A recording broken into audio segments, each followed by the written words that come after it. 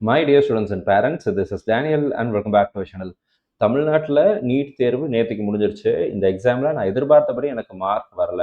என்னுடைய மார்க் ரொம்ப கம்மியாக இருக்கும்னு என் பையனும் பொண்ணும் சொல்கிறாங்க. நாங்கள் என்ன செய்யணும், அடுத்து நாங்கள் என்ன ஆப்ஷன்ஸ், என்ன முடிவு எடுக்கலாம் அப்படிங்கிறத பற்றி யோசிச்சுட்டு இருந்தீங்கன்னா இந்த வீடியோவை ஸ்கிப் பண்ணாமல் ஃபுல்லாக பாருங்கள்.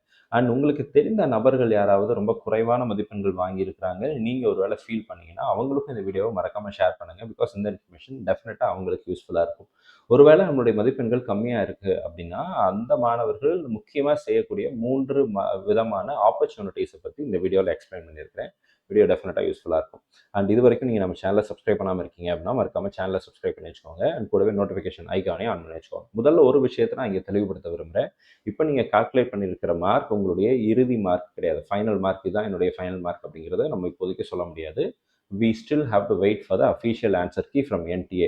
இப்போ மிஸ்பா அகாடமி உட்பட எல்லா இன்ஸ்டியூட்ஸுமே அவங்களுடைய ஆன்சர் கீயை ரிலீஸ் பண்ணியிருப்பாங்க.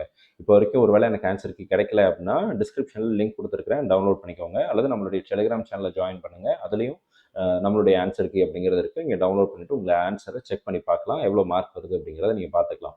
இன்கேஸ் அந்த மார்க்குக்கும் என்டிஏனுடைய ஃபைனல் ஆன்சர் கீக்கும் ஸ்லைட் வேரியேஷன் அப்படிங்கிறது இருக்கும்.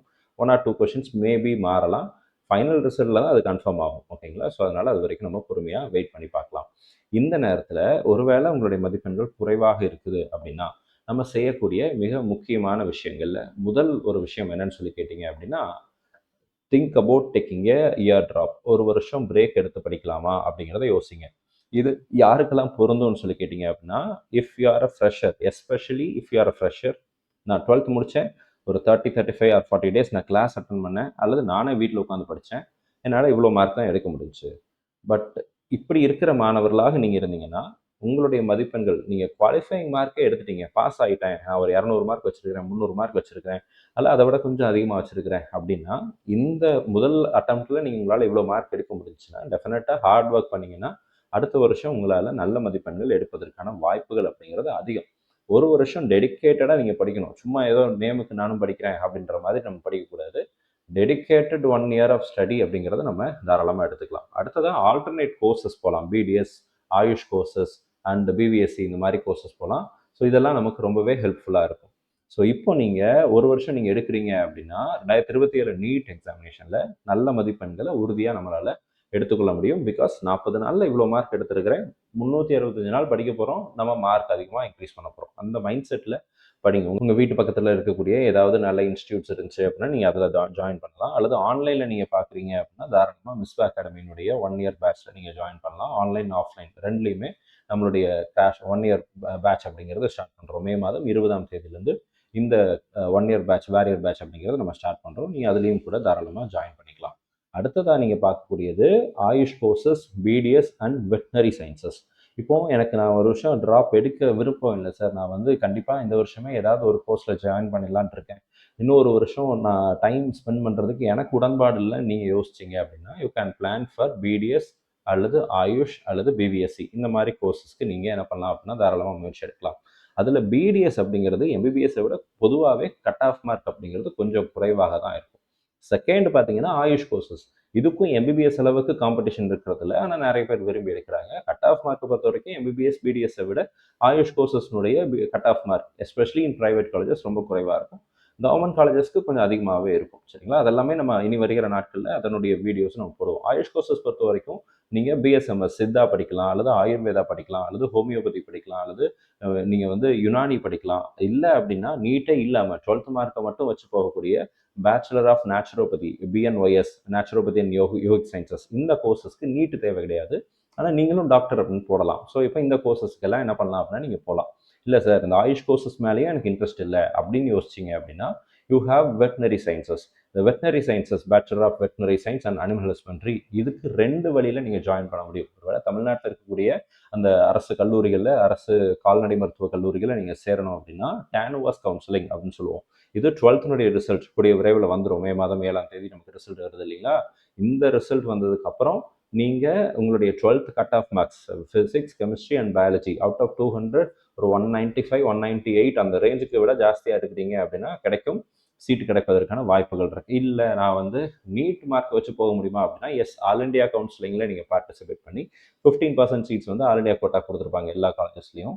அந்த சீட்ஸுக்கு நீங்கள் ஆயுஷ் கோர்சஸ் மாதிரியே நீங்கள் கவுன்சிலிங்கில் செப்பரேட்டாக கவுன்சிலிங் நடக்கும். அந்த கவுன்சிலிங்கில் பார்ட்டிசிபேட் பண்ணி நீங்கள் ஜாயின் பண்ணலாம் based on your NEET score. இதுவும் எம்பிபிஎஸ் பிடிஎஸ் விட கட் ஆஃப் மார்க் குறைவாக இருக்கக்கூடிய இதுதான். ஸோ நல்ல மார்க் எனக்கு ஓரளவுக்கு ரொம்ப கம்மியாக தான் வந்திருக்கு அப்படின்னா you can plan for BPSc through all India quota. அதுவும் எப்போ நடக்கும், நம்ம சேனலில் வீடியோ போடுவோம். ஒன்ஸ் நோட்டிஃபிகேஷன் வந்தவொடனே நான் அப்டேட் பண்ணுறேன். எல்லாமே நீட் ரிசல்ட்ஸ்க்கு அப்புறம் தான் வரும். சரிங்களா? டேன்வாஸ் அதுக்கு முன்னாடி ஆரம்பிச்சிருவாங்க.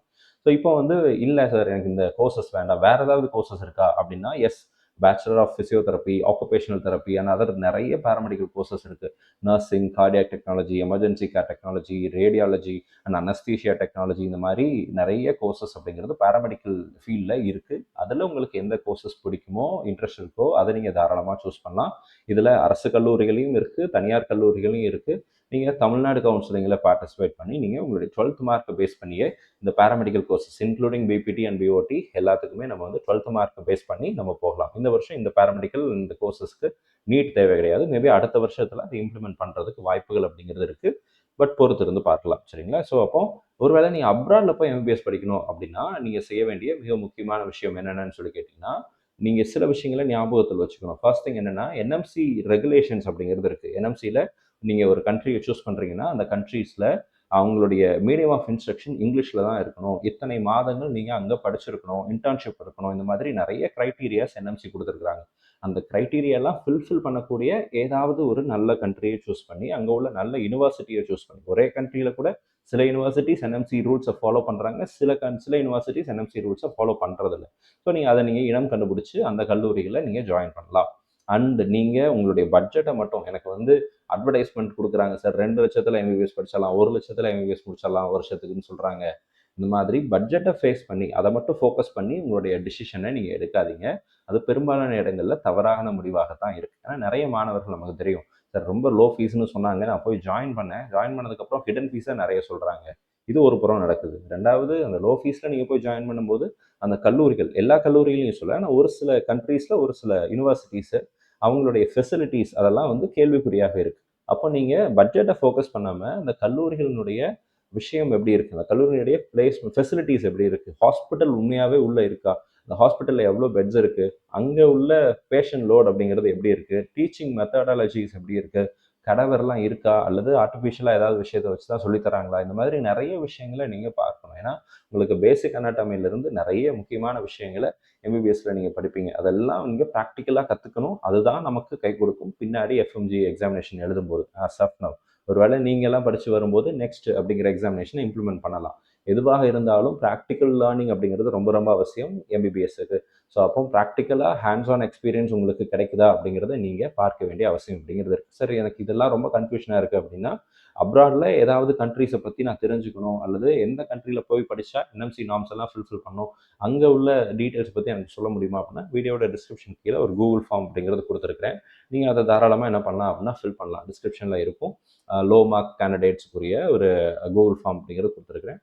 சில நேரங்களில் நமக்கு வந்து அப்ராடில் சில கண்ட்ரீஸில் எல்லா ரெகுலேஷன்ஸும் ஃபுல்ஃபில் பண்ணக்கூடிய கண்ட்ரீஸில் நம்மளால் அட்மிஷன் கைடன்ஸ் அப்படிங்கிறது கொடுக்க முடியும். அட் த சேம் டைம் நீங்கள் ஒரு வேளை இந்தியாவுக்குள்ளேயே ஏதாவது டீம்டு யூனிவர்சிட்டியில் கொஞ்சம் ஃபீஸ் கம்மியாக எனக்கு கிடைக்குமா அப்படின்னா அதற்குரிய சப்போர்ட்டும் விஸ்வா அகாடமி கொடுத்துட்டு வரோம். கடந்த பல வருடங்களாக அந்த மாதிரி ப்ராசஸும் நம்ம செல்ஃப் பண்ணுறோம். ஒருவேளை அந்த மாதிரி ஏதாவது டீட்டெயில்ஸ் தேவைப்படுதுன்னா நீங்கள் அதையும் என்ன பண்ணுங்கள் அப்படின்னா அந்த டிஸ்கிரிப்ஷனில் இருக்கிற கூகுள் ஃபார்மில் கொடுங்க. அண்ட் அதனுடைய டீட்டெயில்ஸை பேஸ் பண்ணி நம்ம டீம்லேருந்து நம்மளே உங்களுக்கு கால் பண்ணுவோம். அதனுடைய டீட்டெயில்ஸ் எல்லாம் உங்களுக்கு சொல்லுவாங்க. நீங்கள் அதை நல்லா உள்வாங்கிட்டு அனலைஸ் பண்ணிவிட்டு அதுக்கப்புறம் அதனுடைய அட்மிஷன் ப்ராசஸ் அப்படிங்கிறத நீங்கள் செய்யலாம். இந்த வீடியோ உங்களுக்கு யூஸ்ஃபுல்லாக இருந்திருக்கும்னு நினைக்கிறேன். இதில் ஏதாவது கேள்விகளோ அல்லது சந்தேகங்களோ இருந்துச்சு அப்படின்னா மறக்காமல் கமெண்ட் செக்ஷனில் டைப் பண்ணுங்கள். நீட் மார்க் அப்படிங்கிறது இன்னும் ஃபைனல் ஆகலை. இப்போதைக்கு நமக்கு வந்திருக்கிறது எல்லாமே அன்அஃபிஷியல் ஆன்சர் கீஸ் தான். இது அஃபிஷியலாக என்டிஏலேருந்து ஆன்சர் கீ வந்ததுக்கப்புறம் தான் ஃபைனல் மார்க் அப்படிங்கிறது வரும். ஆனால் நீங்கள் இப்போ கால்குலேட் பண்ணியிருக்கிற மார்க்லேருந்து ஃபைனல் மார்க்குக்கு 100 மார்க் வித்தியாசம், 200 மார்க் வித்தியாசம் அப்படிலாம் வராது. மேபி 10 மார்க் 15 மார்க் இன்க்ரீஸ் ஆகலாம் அல்லது குறையலாம். இப்படி தான் ஒரு பஃபரிங்கில் தான் இருக்குமே தவிர பெரிய டிஃப்ரென்ஸ் அப்படிங்கிறது வராது. நீங்கள் கரெக்டான ஆன்சர் கீ வச்சு செக் பண்ணீங்க அப்படின்னா. ஆன்சர் கீ டவுன்லோட் பண்ணாமல் இருக்கீங்க, இது வரைக்கும் செக் பண்ணல அப்படின்னா டிஸ்கிரிப்ஷனில் டெலிகிராம் சேனலுடைய லிங்க் இருக்குது. டெலிகிராம் சேனலில் நம்ம வந்து நம்மளுடைய ஆன்சர் கீயை ஷேர் பண்ணியிருக்கிறோம். பிடிஎஃபை நீங்கள் டவுன்லோட் பண்ணிவிட்டு உங்களுடைய ஆன்சர்ஸ் எவ்வளோ, மார்க்ஸ் எவ்வளோ அப்படிங்கிறத நீங்கள் வெரிஃபை பண்ணலாம். இந்த வீடியோ உங்களுக்கு பிடிச்சிருக்கும்னு நினைக்கிறேன். அல்லது மிஸ்பா அகாடமியினுடைய அந்த 1 இயர் பேட்ச்னுடைய டீட்டெயில்ஸ் பற்றி தேவைப்படுது அப்படின்னா நீங்கள் அதுக்கும் ஸ்க்ரீனில் பார்க்குற நம்பர்ஸ்க்கு நீங்கள் தாராளமாக கால் பண்ணலாம். அதனுடைய டீட்டெயில்ஸையும் நம்ம அனுப்புவோம். மே மாதம் 20ஆம் தேதி வந்து அந்த கிளாஸஸ் அப்படிங்கிறத ஆரம்பிக்கும்.